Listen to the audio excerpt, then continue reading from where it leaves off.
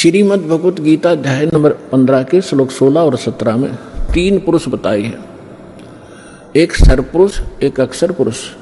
गीता अध्याय नंबर 15 के श्लोक 16 में 2 पुरुषों का वर्णन है और इनके विषय में ये भी कहा है कि दोनों पुरुष माने प्रभु स्वामी। अब स्वामी साहब जिसे कहते हैं, जैसे हम कहते हैं तहसीलदार साहब, भाई डीसी साहब, डीएम साहब, कमिश्नर साहब, मंत्री साहब, मुख्यमंत्री साहब, प्रधानमंत्री साहब, राष्ट्रपति साहब, ये सभी साहब हैं, सभी स्वामी हैं, ये मालिक हैं, लेकिन अपने अपने अक्षेत्र के। तो इनमें कंप्लीट जो साहब है वो कौन है? राष्ट्रपति, और सेकंड नंबर फिर प्रधानमंत्री। इसी प्रकार सरपुरुष ये ब्रह्म है, ज्योत निरंजन, ज्योत स्वरूपी निरंजन ये काल है, ये केवल 21 ब्रह्मांड का स्वामी है, मालिक है, साहब है, राम है। राम कहो, साहब कहो, गॉड कहो, अल्लाह कहो, रब कहो, खुदा कहो, ये उस परमात्मा के ही पर्यायवाची भाषा भिन्न नाम है। तो ये इन दोनों के विषय में कहा 15वें अध्याय के 16वें श्लोक में श्रीमद् भगवत गीता में कि सरपुरुष और अक्षर पुरुष इस पृथ्वी वाले लोक में ये 2 पुरुष हैं और इनके अंतर्गत जितने प्राणी आते हैं 21 ब्रह्मांड तो हैं ब्रह्म के, और 7 शंख ब्रह्मांड, नील, पद्म, शंख, ये काउंटिंग है गणित रीति से। 7 शंख ब्रह्मांड का स्वामी है अक्षर पुरुष। वैसे अक्षर का अर्थ होता है अविनाशी, लेकिन ये अविनाशी नहीं है, ये चिरस्थायी है और इसलिए इसको भी अविनाशी कहा गया है। ये वास्तव में अविनाशी नहीं है, क्योंकि इससे अगले मंत्र में 17वें मंत्र में गीता जी में वो स्पष्ट हो जाता है। इसमें क्या बताया कि सरपुरुष और अक्षर पुरुष तथा इनके अंतर्गत जितने प्राणी शरीरधारी हैं ये सभी नाशवान हैं, इंक्लूडिंग सरपुरुष और अक्षर पुरुष। फिर बताया है लेकिन जीवात्मा किसी की नहीं मरती। फिर गीता अध्याय नंबर 15 के श्लोक 17 में कहा है कि उत्तम पुरुष है तू अन्य, उत्तम पुरुष है तू अन्य। उत्तम माने श्रेष्ठ, पुरुष माने परमात्मा। वो श्रेष्ठ परमात्मा तो इन ऊपर वालों से कोई भिन्न है, और परमात्मा क्यों उदाहरते? जिसको परमात्मा कहा जाता है, जिसको परमात्मा कहा जाता है उस परमात्मा, वैसे परमात्मा शब्द श्रेष्ठ आत्मा को कहते हैं। तो परमात्मा वो है जो केवल सुख देता है, दुख नहीं देता। बाकी हम अन्य को भी परमात्मा मान बैठे, जैसे सरपुरुष काल को भी हम परमात्मा कहा करते, ब्रह्म को। ये परमात्मा नहीं है। जिस लोक में आप रह रहे हो ये लोक परमात्मा का नहीं हो सकता।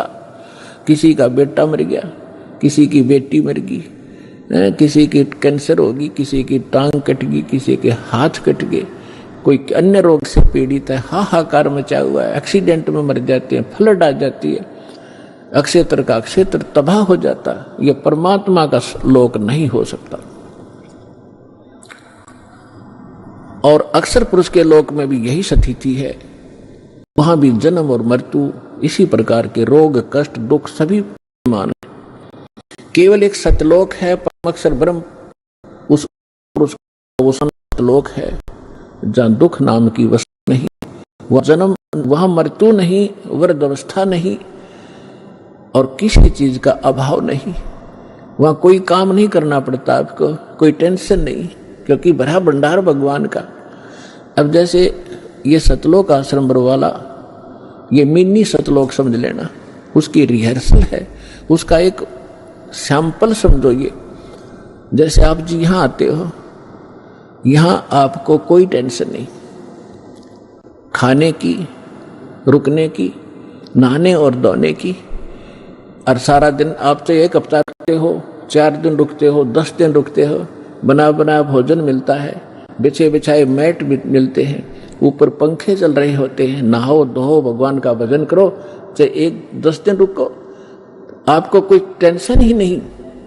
और ये सतलोक के अंदर ये सुविधा उपलब्ध है, ये काल का लोक है, यहाँ भी हम इतनी सुविधा नहीं उपलब्ध करा सकते परमात्मा के बच्चों को।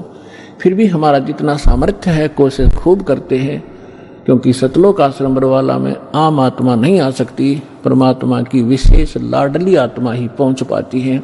भले ही वो दुखी है चाहे सुखी है, फिर यहाँ सुखी करेगा उनको। इसलिए हम संभव कोशिश करते हैं इनको कोई कष्ट ना हो।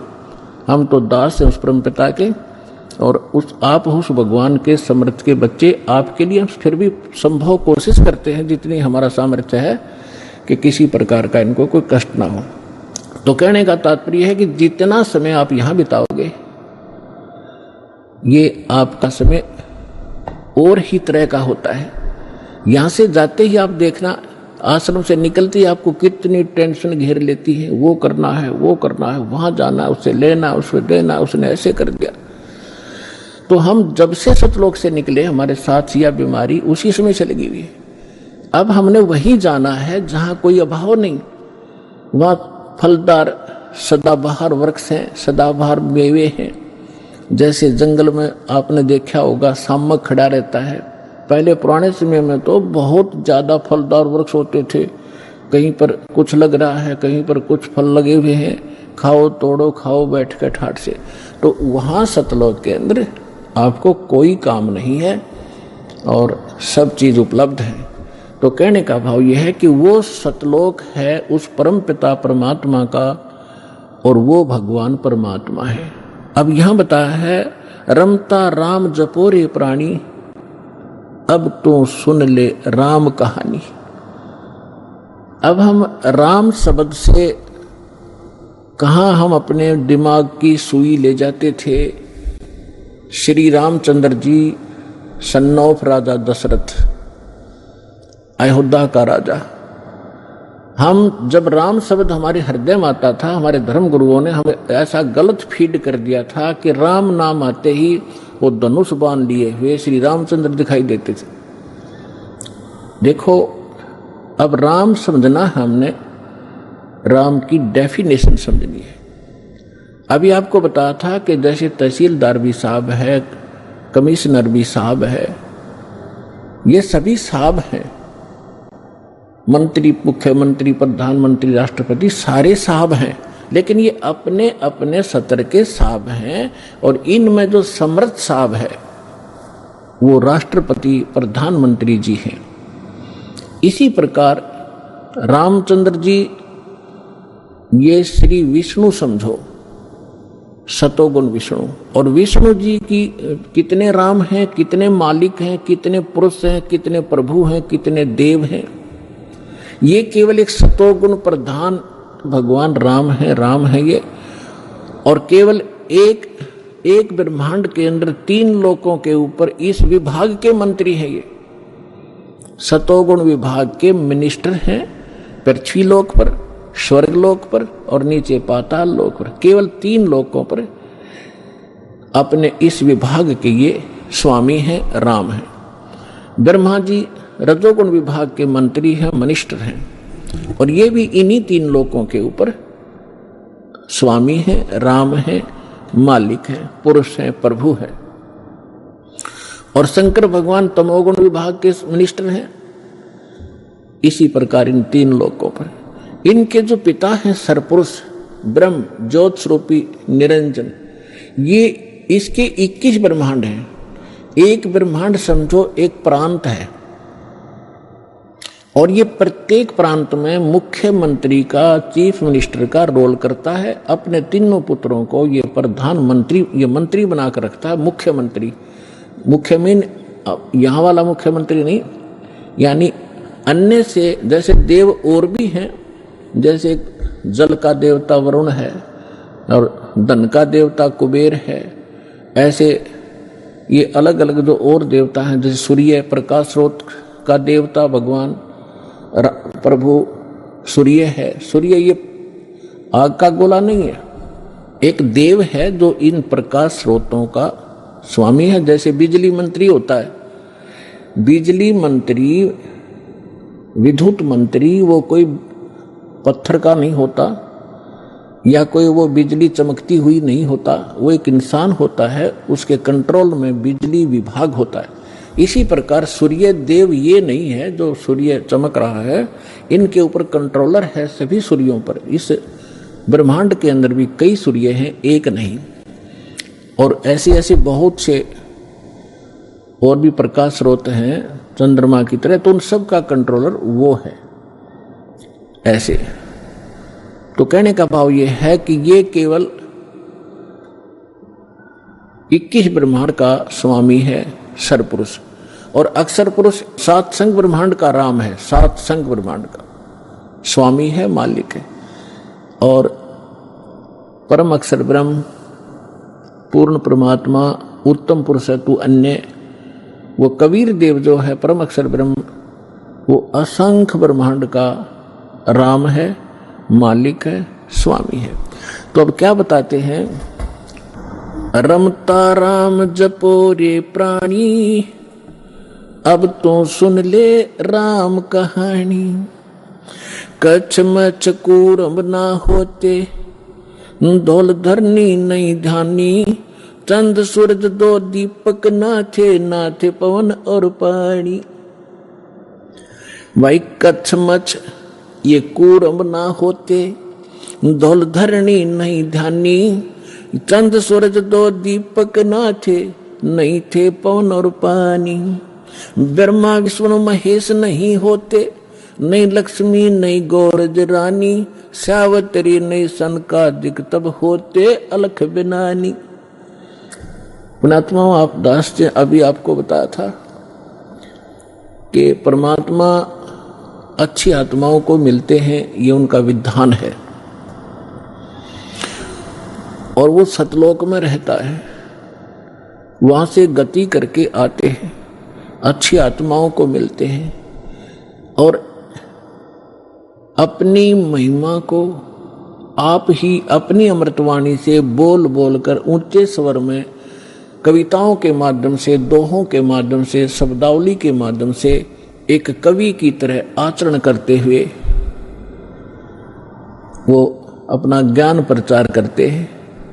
और उनसे प्राप्त ज्ञान को संत भी उसी प्रकार उस परमात्मा की महिमा को सुनाया करते हैं।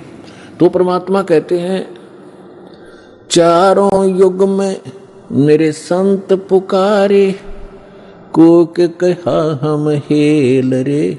हीरे माणिक मोती बरसे, ये जग चुगता ढेल रे। परमात्मा स्वयं आकर बता के गए थे 600 वर्ष पहले अपनी अमृतवाणी में, कबीर वाणी में, कि चारों युग में हम आते हैं और अपनी प्यारी आत्माओं को ये यथार्थ ज्ञान सुनाते हैं। और वो मुझसे प्राप्त ज्ञान को मुझसे परिचित महापुरुष भी मेरे संत इसी ज्ञान का आगे प्रचार करते हैं, ढोल के डंके पे जगह जगह जाकर सत्संग करते हैं। तो क्या बताते हैं, चारों युग में परमात्मा आते हैं। सतयुग में सत सुकृत कह टेरा, त्रेता नाम मुनिंदर मेरा। द्वापर में करुणा में कहाया, कलयुग नाम कबीर धराया। चारों युग में मेरे संत पुकारे, कोक कहा हम हेल रे। हीरे माणिक मोती बरसे, यो जग चुगता ढेल रे। परमात्मा ने कहा, और मेरे से परिचित सब संत वो भी यही बता रहे हैं कि हम यथार्थ ज्ञान, यथार्थ वो भक्ति विधि बखेर रहे हैं, सरेआम आवाज लगाकर सुना रहे हैं।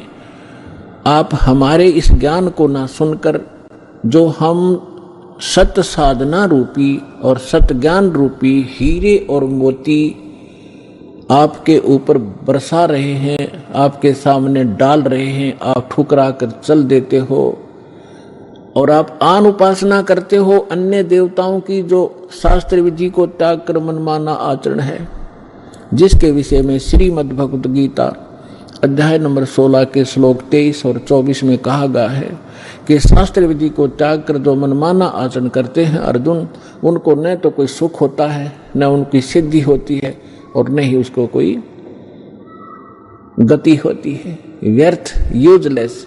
इससे तेरे लिए अर्जुन कर्तव्य और अकर्तव्य की व्यवस्था में कौन सी साधना करनी चाहिए, कौन सी भक्ति करनी चाहिए और ना करनी चाहिए, उसमें सदग्रंथ ही प्रमाण मानना, किसी के लोक वेद पर, दंत कथा पर विश्वास मत करना। तो जितने भी परमात्मा कहा करते थे कि तुम्हारे जो धर्म गुरु हैं,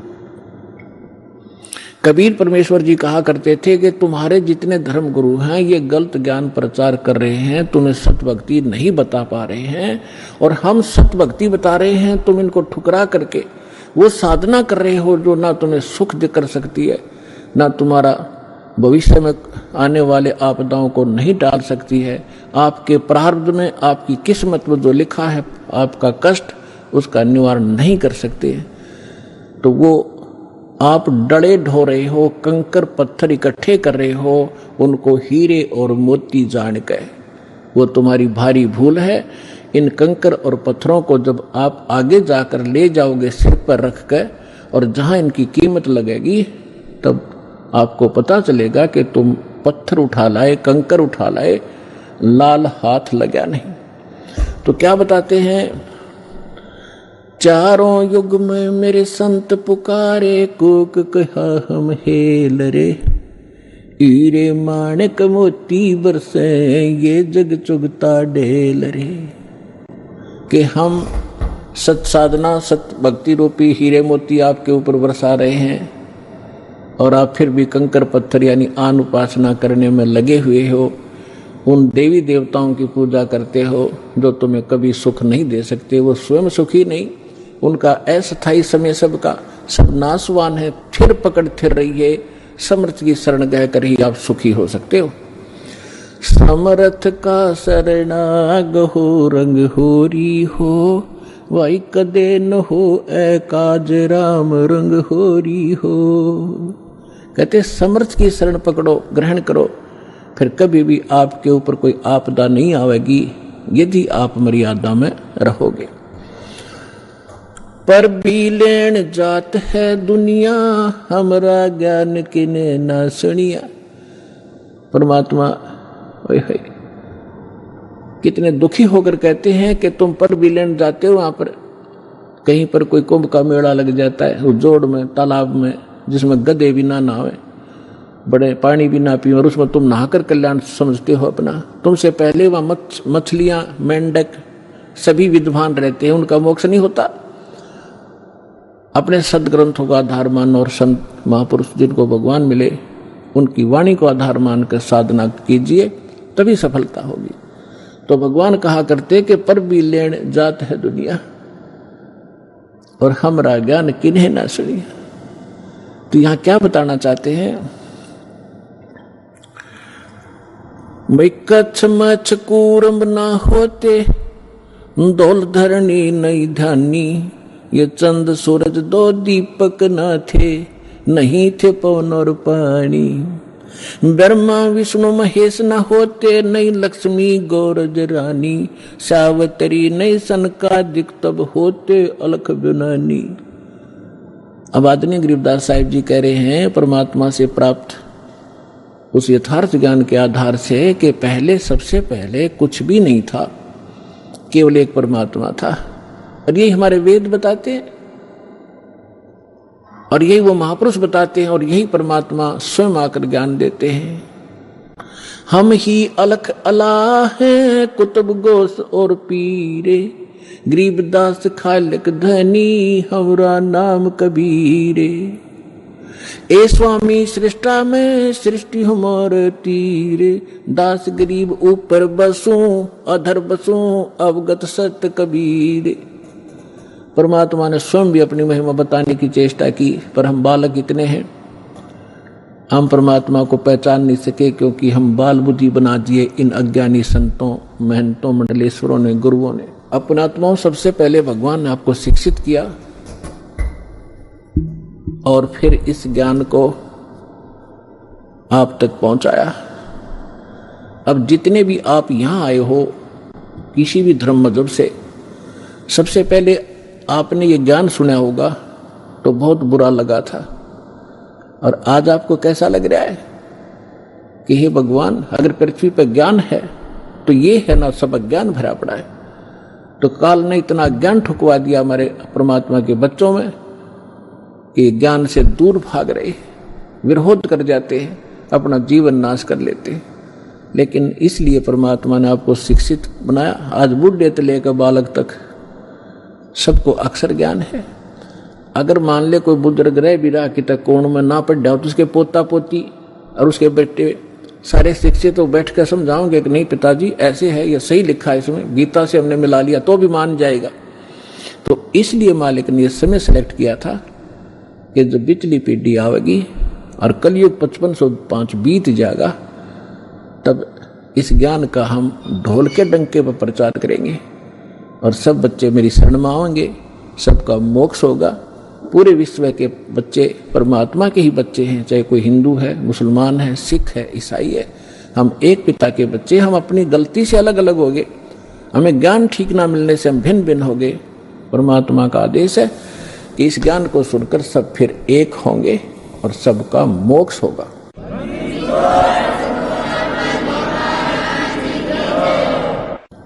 अपने आत्माओं, परमात्मा की महिमा वेदों में लिखी है और वैसे तो पूरा विश्व वेदों के ज्ञान को नकारा नहीं करते। केवल एक पंथ है और उस पंथ की जो ब्रांचें हैं वो ही अपनी मंदबुद्धि के कारण ये कहते हैं कि हम वेदों और गीता को नहीं मानते। हमारे गुरुओं का ज्ञान तो वेदों और गीता से ऊपर का है। जब दास ने उस पंथ के यानी राधा स्वामी पंथ के प्रवर्तक श्री शिवदयाल जी महाराज, आगरा के रहने वाले, जो जिसे राधा स्वामी पंथ चला बताते हैं, जो इनका प्रमुख है, उसका ज्ञान पढ़ा और फिर वेदों से देखा, संतों की, महापुरुषों की वाणी से देखा, उसने कख भी पता नहीं अध्यात्म मार्ग का।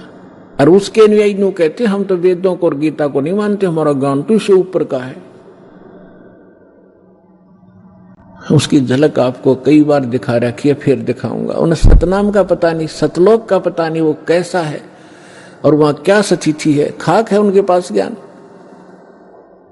और इनमें से राधा स्वामी पंथ से ही कौन से पंथ निकले हैं? धन धन सतगुरु सच्चा सौदा सिरसा और जगमाल वाली, और दनौद के अंदर ताराचंद, जय गुरुदेव मथुरा में, ठाकुर जी एक हुए हैं वो राधा स्वामी के ही, और दिल्ली के अंदर सावन कृपाल मिशन, और भी नरे बहुत गणे इनके पंथ। ये सारे समझो उसी कुएं का जल है जिसमें जल के स्थान पर कुछ भी नहीं है, खाली है। वो खारा पानी है, यो जलैस है, ये समझो, यानी उनका ज्ञान गलत है। विश्व में कोई भी किसी भी मजहब का आदमी वेदों और गीता को नकारता नहीं, सब मानते। विशेषकर हिंदू धर्म तो मानता ही मानता है। तो दास आप ये समझाना चाहेगा कि जब वेदों में जो ज्ञान लिखा है, परमात्मा कैसा है, कहाँ रहता है, कौन है, कैसे मिलता है, तो फिर कम से कम हिंदू समाज ने पढ़े लिखे हो, एजुकेटेड हो, कोई बालक नहीं बतेरे दिन बहका लिया न हमारे को, तो आपने तो मानना ही पड़ेगा कि जो वेदों में परमात्मा की डेफिनेशन लिखी है, परमात्मा की महिमा लिखी है, उसकी परिभाषा लिखी है, वो सत्य है। तो वो किसके ऊपर खरी उतरती है? बस 2 मिनट में फैसला हो जाएगा। हु इज गॉड, कौन है वो परमात्मा जिसके विषय में वेद गुण गाते हैं?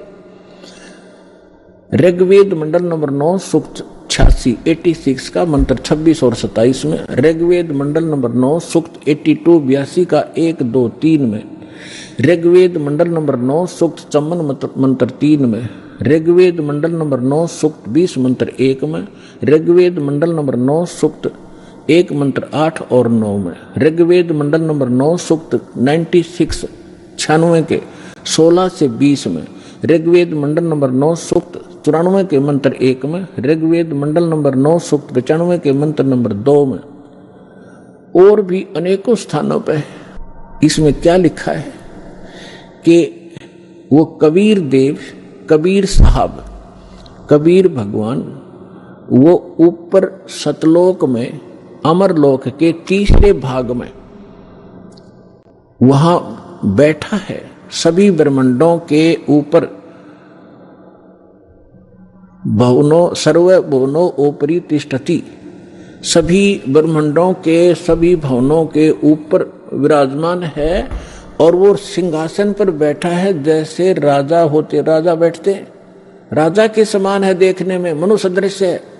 और वहां से गति करके आता है। अच्छी आत्मा जो नेक दृढ़ भक्त होते हैं उनको मिलता है, उनको तत्व ज्ञान से परिचित कराता है। और वो परमात्मा एक कवियों की तरह आचरण करता हुआ एक प्रसिद्ध कवि की भी उपाधि प्राप्त करता है और स्थान स्थान पर जाकर ऊंचे स्वर में गरज गरज कर अपनी वाणी को स्वयं ही कहीं खड़ा होकर के बोलने लग जाता है और अपनी महिमा की वाणी को लोकोक्तियों के माध्यम से, दोहों के माध्यम से, शब्दों के माध्यम से, वाणी के माध्यम से वो बोल बोल कर गा के सुनाता है, जिस कारण से एक प्रसिद्ध कवियों में से भी एक प्रसिद्ध कवि कहलाता है। लेकिन वो भगवान होता है, वो समर्थ होता है। तो ये क्वालिटी किसके अंदर है? ये तो वेदों ने बताया। और फिर कि भगवान मनुष्य सदृश है, वहां से चलकर आया, तख्त पर बैठा है, सिंहासन पर बैठा है। और जिन महापुरुषों के दास ने नाम गिनाए, एक बार फिर नाम गिनाता हूं, क्योंकि ऐसे महापुरुषों के बार बार नाम लेने से भी हमारी आत्मा शुद्ध होती है। आदरणीय धर्मदास साहिब जी, आदरणीय मुल्कदास साहिब जी, आदरणीय नानक देव साहिब जी, आदरणीय दादू साहिब जी, आदरणीय गरीबदास साहिब जी, गांव छुड़ानी, जिला जज्जर, हरियाणा वाले, आदरणीय घीसा दास साहिब जी, गांव खेखड़ा, जिला बागपुर, उत्तर प्रदेश वाले, आदरणीय स्वामी रामानंद जी, काशी वाले।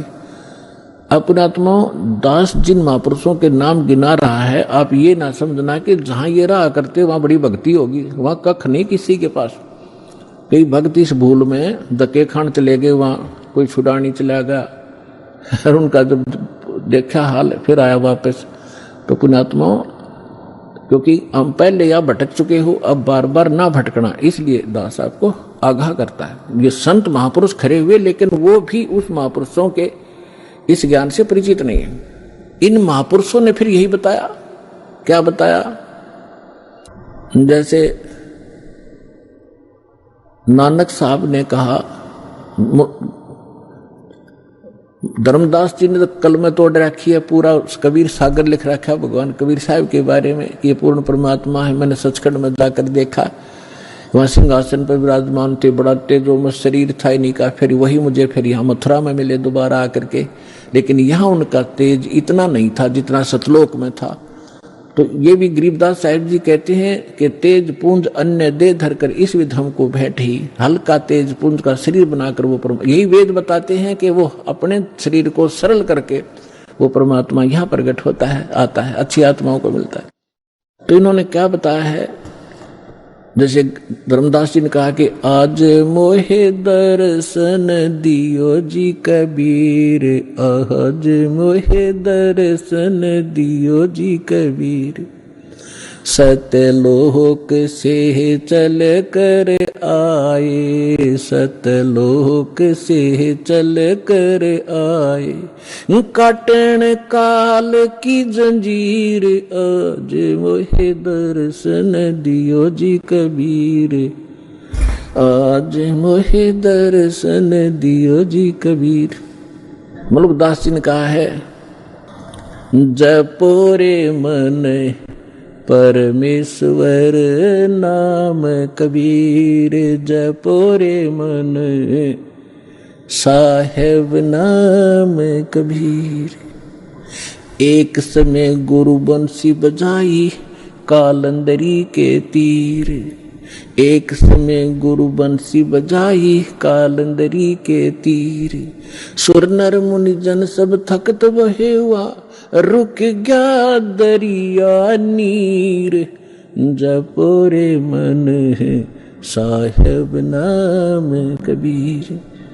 दोनों दिन का झगड़ा ठन गया, दोनों दिन का झगड़ा ठन गया, टोहा ना पाया शरीर, जपो रे मन साहिब नाम कबीर। दास मलूक सलूक कहत है खोजो खसम कबीर। मन जपोरे मन परमेश्वर नाम कबीर। नानक साहब जी कहते हैं भाई सूरत मुलुक की वेश ठगवाड़ा ठक्की देश खरासियाना बोता वारिय धानक रूप रहा करता। श्री गुरु ग्रंथ साहिब जी के प्रश्न नंबर 24 पन्ने पर ये वाणी अंकित है कि एक सवान दुई सवानी नाल भलके भौकाई सदा ब्याल कोड छुरा मूठा झूठा मर्दार और ये धानक रूप रहा करता है भाई सूरत मुलुक की वेश। फिर नानक साहब जी कहते हैं तेरा एक नाम तारू संसार मैं एहो आस एहे आधार। ये धानक रूप रहा करता भाई सूरत मुलुक की वेश ए ठगवाड़ा ठगी देश खरासियाना बोता वार। ये धानक रूप रहा करता। और प्रश्न नंबर 731 पे कहा है कि नीच जात परदेसी मेरा छिन आवे चल जावे और जाकी संगत नानक रंदा कैसे मोड़ा पावे। गुरु ग्रंथ साहिब जी के प्रश्न नंबर 721 पर लिखा है एक अर्ज गुप्तम पेश तो दर कून करतार हक्का कबीर करीम तू बे अपरवरदिगार। नानक बुगोत जन तेरे चाकरा फाका। तो फिर आदमी दादू साहिब जी ने कहा है जिन मुझको निज नाम दिया सोए सतगुरु हमारे। दादू दूसरा कोई नहीं ये कबीर सिरजनहारे। आदमी गरीबदास साहिब जी को परमात्मा मिले जब वो 10 वर्ष की आयु के थे। आदरणीय गरीबदास साहिब जी का जन्म विक्रमी संवत 1774 में हुआ और सन 1717 में। और 10 वर्ष की आयु जब हो चुकी थी संवत 1784 और सन 1727 में वो परमेश्वर जिसकी महिमा का गुणगान वेद बताते हैं वो कैसी लीला करता है। गरीबदास साहिब जी की थोड़ी सी जानकारी देंगे आपको क्योंकि हमारे सिद्धांतम मार्ग में इन महापुरुषों का एक विशेष योगदान है सभी का। लेकिन इनमें से गरीबदास साहिब जी को परमात्मा ने अपनी योजना अनुसार पुनः वो सत्य ज्ञान दिया है जो अन्य संतों को तो दिया था लेकिन उनकी वाणी सभी संग्रह नहीं हो सकी। या गरीब धर्मदास साहिब जी को दिया था कंप्लीट, उसने लिखा ही था साथ बैठ के। जैसे आदरणीय नानक साहिब जी की सारी वाणी गुरु ग्रंथ साहिब तक नहीं पहुंची, नहीं लिखी गई। उसमें बहुत सी वाणी कहीं कहीं रह गई। एक प्राण संगली नाम की पुस्तक है, उसके बारे में भी कहा कि वो पूरी की पूरी नानक साहिब जी की वाणी थी। उसमें 160 अध्याय थे, 80 ही लिए गए, बाकी कुछ रह गए किन्हीं कारणों से। वो लंबा विषय है, फिर बताएंगे। तो इस कारण से इस विशेष अध्यात्म ज्ञान को समझने के लिए विशेष योगदान है आदरणीय गरीबदास साहिब जी गांव छुड़ानी जिला जद्दरवाले का। क्योंकि परमात्मा को मालूम था, जैसे काल ने कहा था कि आप कबीर नाम से अपना ज्ञान प्रारंभ करोगे और मैं आपके ही मार्ग में, आपके ही पंथ में अपने 12 दूत भेज दूंगा। आपके ज्ञान को खराब करेंगे और कबीर पंथी को आया करेंगे, नाम सारे गलत देंगे, तेरे ही अनुयायियों का मैं भट्ठा बैठाऊंगा।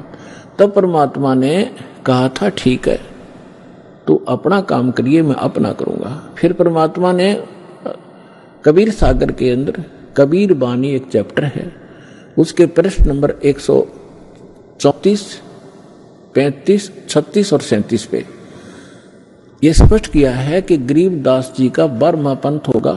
संवत, उसमें गलती से संवत 1775 लिखा है, वहां 74 होना चाहिए, मिसप्रिंट है। कि उसमें जो आएगा भक्त संत, जो उसका मुखिया होगा, उसके माध्यम से मैं अपनी महिमा की वाणी को पुनः प्रकट कराऊंगा। लेकिन उस गरीबदास पंथ वाले भी उससे परिचित नहीं होंगे। असंग जन्म तक वो मेरे इस ज्ञान को समझ नहीं सकेंगे।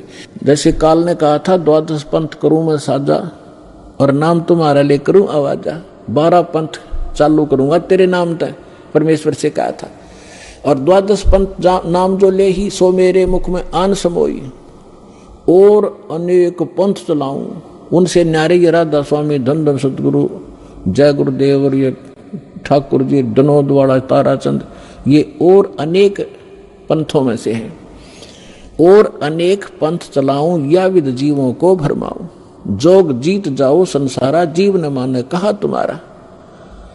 तो इसलिए परमात्मा ने कहा था कि चौथा युग जब कलयुग आई तब हम अपना अंश पठाई,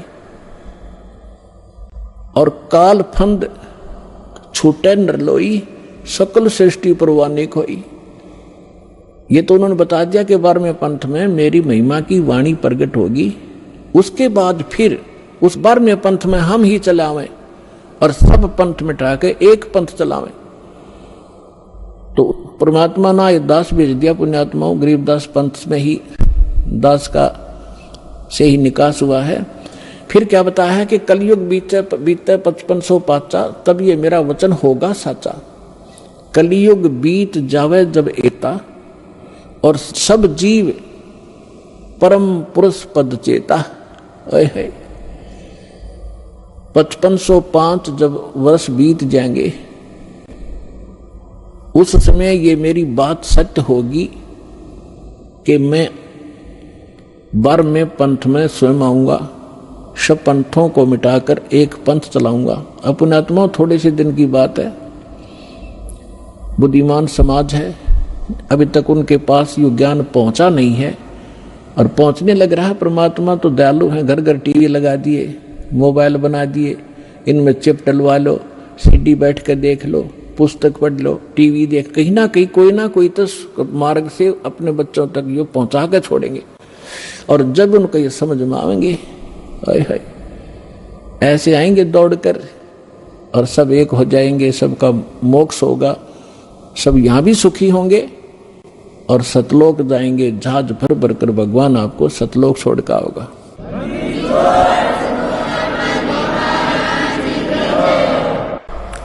यहां जो प्रसंग चल रहा है कि गरीबदास जी जो हैं, इनका विशेष योगदान, इसलिए इनकी थोड़ी सी हिस्ट्री सुनाऊंगा ताकि आपको परमात्मा पहचानने में आसानी होगी। सभी वेद बतावें और सभी परमात्मा प्राप्त संत गुण गावें, तो फिर भगवान के पहचानने में आपको धोखा नहीं होगा, देर नहीं लगेगी और दृढ़ हो जाओगे। फिर चाहे कोई ब्रह्मा विष्णु महेश आकर भी आपको भ्रमित करने की चेष्टा करेगा, आप उनकी बात को मान नहीं सकते। दास आपको इतना दृढ़ करना चाहता है। गरीबदास जी की थोड़ी हिस्ट्री सुनाऊंगा, यहाँ उनकी जीवन लीला थोड़ी सी सुनाऊंगा, वह पर्याप्त होगी आपके लिए। गरीबदास जी गांव करौथा, जहां अपना आश्रम है, सबसे पहले हमने 1999 में वहीं से स्टार्ट किया था। 2006 में करौथा कांड इन दुष्ट रोगों ने कर दिया था, वो उधर कोई बात नहीं, हम परमात्मा ने हमारा यहाँ सफलता कर दी। हमें तो अपना प्रचार करना है, चाहे कहीं जंगल में बैठ कर गुणगावा भगवान के, बच्चों तक ज्ञान पहुंच जाना चाहिए। तो करौथा गांव के वो मूल निवासी थे उनके पिताजी, और वो ब्याहे थे गांव छुडानी, जिला झज्जर हरियाणा में, और गांव करौथा है जिला रोहतक में। तो यहाँ उनके नाना के छुडानी के अंदर, यानी गरीबदास जी की माता का कोई भाई नहीं था, जिस कारण से उनके नाना जी ने उनके पिताजी श्री बलराम जी को, उनका धनखड़ गोत्र है, अपने घर पे छुडानी में घर जमाई बोलते हैं कि अपने जमाई को वहां रख लेना, उसको घर जमाई कहते हैं। तो सारी संपत्ति उनको दे दी, अपनी बेटी को यानी उसके दामाद को। उनके लगभग 2500 बीघा, जैसे राजस्थान में बीघा होता है, तो 2500 बीघा, पहले बीघा ही था यहाँ पर भी, ये बाद में ये बनी है यहाँ पर एकड़, तो 2500 बीघा जमीन था। इतना बड़ा किसान थे। आज के 1400 के करीब, पौने 1400 के करीब एकड़ जमीन बनती है उन 2500 बीघा की। तो सारी संपत्ति के वारिस फिर गरीबदास जी ही थे। 10 वर्ष के बालक थे, उनके पिताजी यानी नाना जी तभी तक वहाँ साथी थे। तो उनके वहाँ लगभग 150 गौवें थी, चरागा क्योंकि अपने खेत बहुत बड़े थे, गौवें रखते थे। गरीबदास जी उन गौवों के पाली जाया करते थे चराने के लिए जंगल में। उनके साथ में अन्य गांवों के कुछ उनके किसान के यहाँ जो किराए पर पाली होते थे और कुछ अन्य गांव वाले भी अपनी गौवों को उनके खेतों में चराने के लिए साथ चले जाते थे। संवत 1784 यानी सन 1727 और फागुन उतरते की द्वादशी यानी फागुन सुदी द्वादशी को दिन के लगभग 10 बजे सभी गौवें चल रही थी। कोई बैठी हुई थी वृक्षों के नीचे। जांडी उस साइड में जैसे राजस्थान के अंदर जांड होते हैं ना, जांडियां, ऐसा ही स्थिति थी उस क्षेत्र की उस समय, जो आज बहुत से क्षेत्र में राजस्थान के अंदर। तो वहां जांडी ज्यादा होती थी। उन जांडियों के पास बैठी थी और एक रास्ता है, गांव कबलाना है, छुड़ानी की सीमा से सटा हुआ। गांव कबलाना से गांव छुड़ानी में कच्चा रास्ता आता था। उस कच्चे रास्ते के ऊपर एक बड़ा पेड़ था जांडी का। उसके नीचे सभी पाली बैठे हुए थे, इंक्लूडिंग गरीबदास जी, और वो भोजन खा रहे थे। अपना 10 बजे से भोजन खा रहे थे। उसी समय परमात्मा सतलोक से आए कबीर देव, एक जिंदा महात्मा का वेशभूषा बना के। कलयुग के अंदर वो जिनको मिले हैं जिंदा, जैसे जिंदा महात्मा कैसा होता है, मुसलमानों के अंदर विशेषकर इस वेशभूषा के फकीर पाए जाते हैं। सिर पर काला टोप होता है, ऊंचे से चुंडे का नू ऐसे खड़ा सा, और एक ही ओवरकोट होता है काले कपड़ों का, काले कलर का ओवरकोट टाइप एक वस्त्र पहनते हैं, और एक अंडरवियर कच्छा घुटनों तक का। ऐसी वेशभूषा वाले को जिद्दा महात्मा कहते हैं। दाढ़ी केस बड़े हुए होते हैं उसके। इस वेशभूषा में परमात्मा थोड़ी सी दूर पर सतलोक से आकर उतरे और उस रास्ते, कच्चे रास्ते जा रहे थे। साथ में पाली बैठे थे, गरीबदास जी भी बैठे थे। उन पालियों में बड़े भी थे, कोई 40 वर्ष का, कोई 30 वर्ष का, कोई 10-15 वर्ष का, कोई 50 वर्ष के वृद्ध भी थे, प्रौढ़ भी थे। तो उस समय एक विशेषता थी, रास्ते चलते थे, साधु संत का तो आदर था ही था, आम व्यक्ति को भी विशेष रिगार्ड दिया करते थे और प्रार्थना करते थे, आओ जी भोजन पालो, दूर से चलकर आए हो, पैदल चल रहे, आओ महाराज बैठो, भोजन पाओ। खड़ा हो गया एक आध भक्त और हाथ जोड़ दिए। परमात्मा तो आए उसी लिए थे, बैठ गए उनके पास। तब कहा जी भोजन पाओ। परमात्मा ने कहा, कबीर परमेश्वर ने, उस परम अक्षर ब्रह्म ने, कि भाई भोजन मैं खा के आया हूं अपने गांव से। पालियों ने पूछा आपका गांव कहाँ है महाराज, आपका डेरा कहाँ है? कि मेरा डेरा सतलोक के अंदर है, सतलोक नाम है मेरे डेरे का। अब उन्होंने सोचा भी होगा कोई गांव सतलोक नाम होगा उसका। तो महाराज जी भोजन खाओ। परमात्मा बोले भोजन नहीं खाऊं, मैं छका हुआ भी खा के आया। तो दूध तो पीना ही पड़ेगा आपने, हमारे पास ऐसी गव्वे हैं, अभी 5 मिनट में दूध निकाल देंगे, ऐसी शरीफ गायें भी हैं। तो परमात्मा बोले भाई अगर दूध पिलाते हो तो कंवारी गाय का दूध पिया करूं मैं। तो सभी कहने लगे बाबा जी तेरा दूध पीने की नीत नहीं है, आप तो मजाक करते हो, उपहास कर रहे हो हमारा, आप दूध पीना ही नहीं चाहते। परमात्मा कहते पीना चाहता हूं, निकालो, कंवारी गाय का दूध पीता हूं भाई मैं। तब गरीबदास जी खड़े हुए, उनकी एक प्रिय बछिया थी जिसको अभी बैल ने टच नहीं किया था, दूध पीना मां का छोड़ रखा था। लगभग 1-1.5 वर्ष की बछिया हो चुकी थी, 1 वर्ष की, 1.5 वर्ष की। उसकी गले के रस्सी बांध रखी थी, उसको ला पकड़ के कहा देखो महाराज जी इसके बच्चा तो है ही नहीं, दूध कैसे देगी?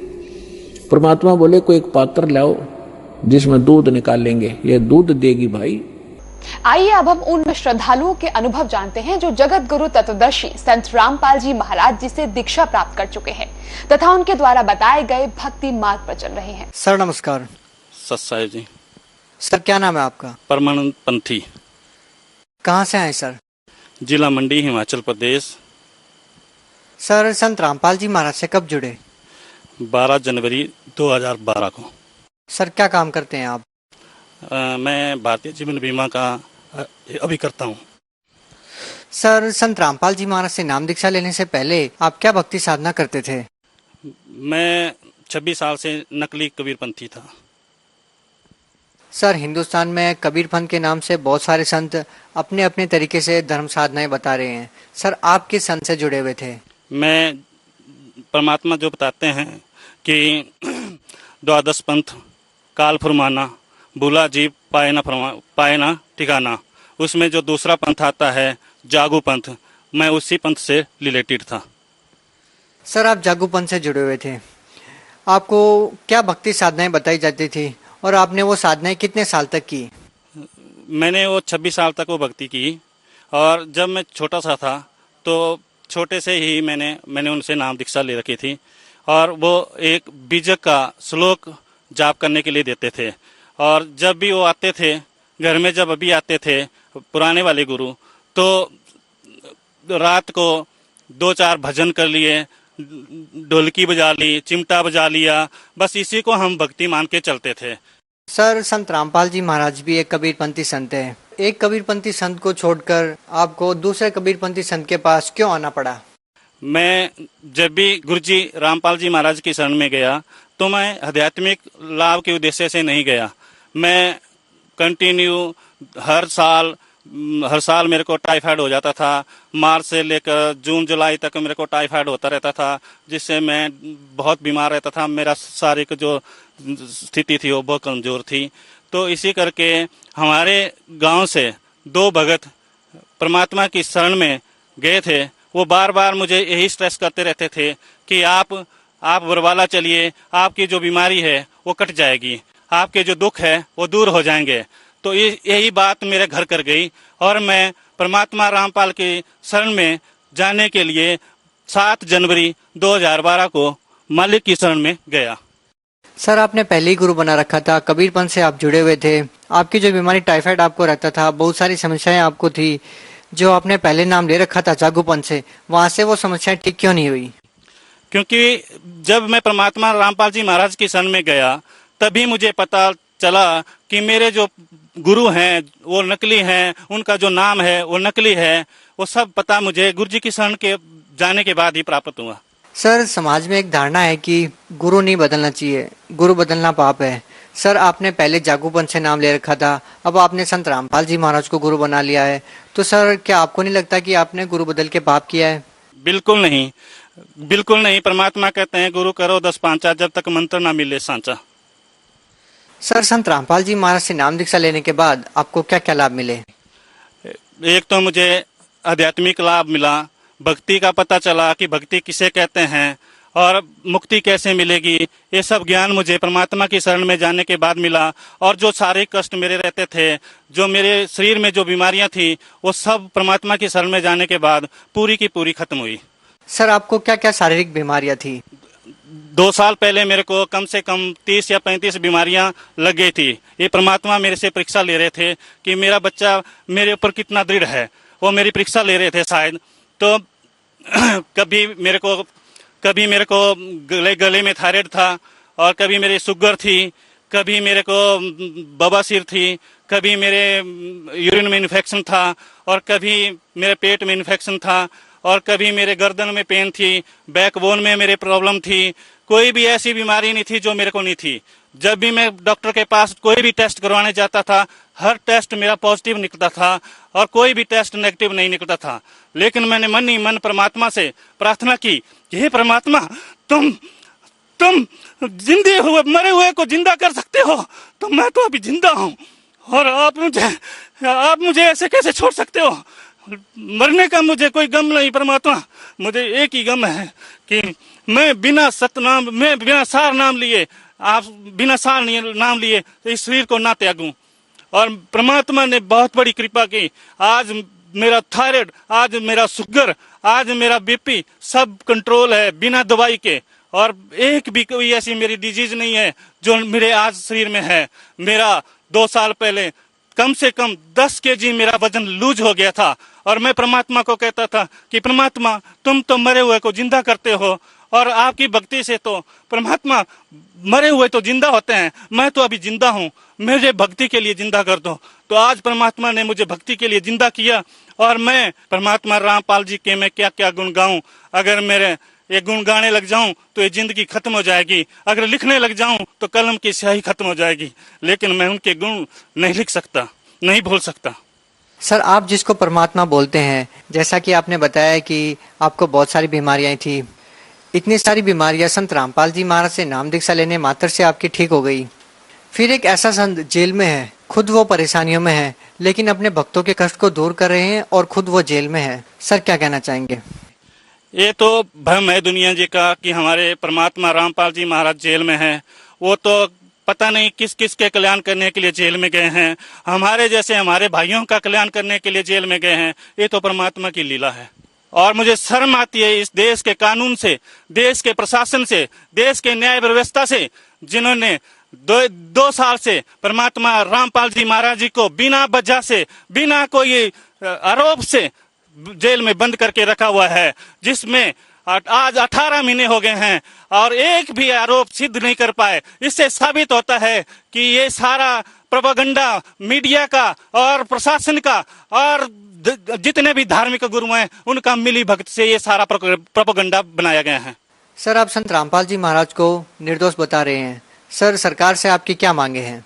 हम 2006 से परमात्मा रामपाल जी महाराज के ऊपर इन्होंने झूठा एक मर्डर का केस बनाया हुआ है, झूठा एक मर्डर का केस बनाया हुआ है। हम 2006 से लेके आज तक इनसे सीबीआई की जांच करवाने के लिए बार बार यही बोल रहे हैं। हमारे भगत जब भी जाते हैं तो यही बोलते हैं, अगर हम झूठे हैं, हमारे गुरुजी झूठे हैं, तो हमें भी जेल में डालो, चाहे फांसी दो, लेकिन सीबीआई जांच तो करे और दुनिया को ये बताए कि सच्चाई क्या है। लोगों को गुमराह करके ये हमारे गुरुजी को, हमारे परमात्मा को और हमारे भक्तों को झूठा बोल के और उनको अनाप शनाप बोल के दुनिया में मीडिया के द्वारा झूठा प्रचार कर रहे हैं।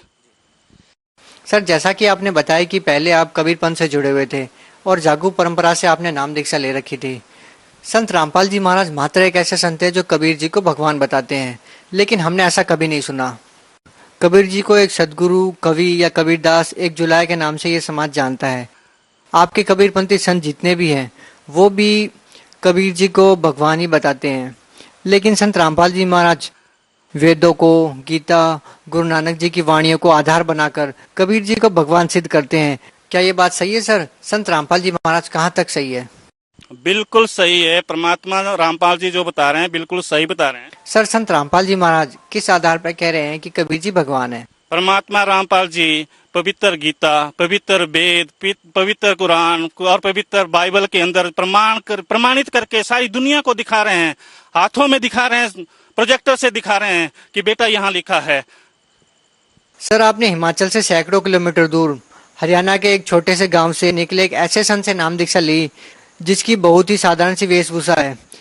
जैसा कि हिंदुस्तान में संतों की परिभाषा ये है कि भगवा कपड़े पहनते हों, मालाएं पहनते हों, जटा रखते हों, लेकिन संत रामपाल जी महाराज को देख के ऐसा नहीं लगता कि जैसा कि समाज में माना जाता है कि वो एक संत है।